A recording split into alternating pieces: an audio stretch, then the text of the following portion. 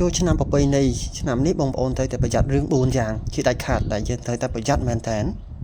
រឿងទី1គឺរឿងតាក់ទងជាមួយនឹងអាកាសធាតុក្តៅនេះឯងគឺថាអាកាសធាតុក្តៅខ្លាំងមែនតើរដូវចូលឆ្នាំខ្មែរអញ្ចឹងការហូបចុកអ្វីៗគឺបងប្អូនត្រូវតែប្រយ័ត្នព្រោះថាវាមានហានិភ័យខ្លាំងណាស់សម្រាប់សុខភាពរបស់យើង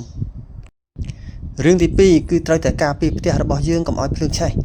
មុននឹងបងប្អូនចេញពីផ្ទះបងប្អូនត្រូវតែប្រកាសថាប្រព័ន្ធភ្លើងប្រព័ន្ធអគ្គិសនីបងប្អូនបានឆែកបានត្រួតពិនិត្យច្បាស់លាស់បងប្អូនមិនត្រូវដុតភ្លើងដុតទៀននៅក្នុងផ្ទះចោលទេអញ្ចឹងមុននឹងយើងចេញទៅបងប្អូនត្រូវតែពន្លត់ឲ្យអស់ឲ្យច្បាស់ថាយើងបានធ្វើរឿងទាំងនេះរឿងទី3គឺការធ្វើដំណើរបងប្អូនត្រូវតែប្រយ័ត្នឲ្យមែនតើនៅពេលដែលមានផ្លូវកាន់តែល្អមនុស្សធ្វើដំណើរកាន់តែលឿនពេលដែលយើងប្រយ័ត្នគេមិនប្រយ័ត្នទេអញ្ចឹងទោះបីជាបងប្អូនប្រកាន់ស្ដាំក៏ដោយបងប្អូនត្រូវតែប្រយ័ត្នជានិច្ចនេះគឺជារឿងដែលយើងត្រូវតែយកចិត្តទុកដាក់ឲ្យមែនតើរឿងទី4គឺជារឿងដែលរឹតតែសំខាន់មែនតើបងប្អូនត្រូវតែការពារហោប៉ៅរបស់បងប្អូនការពារកាបូបរបស់បងប្អូនហេតុអីបានត្រូវការពារនោះ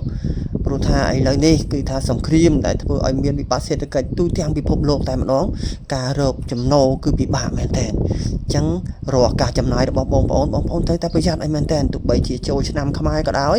អ្វីដែលត្រូវចំណាយគឺចំណាយអ្វីដែលមិនត្រូវទេគឺមិនត្រូវចំណាយទេតើត្រូវចំណាយលើរឿងអីខ្លះការជូនឪពុកម្ដាយរបស់យើងគឺជារឿងចាំបាច់ការធ្វើទានបន្តិចបន្តួចគឺជារឿងចាំបាច់ក្រៅពីនេះបើមិនចាំបាច់ទេបងប្អូនត្រូវតែកាត់បន្ថយឬក៏មិនត្រូវចំណាយតែម្ដង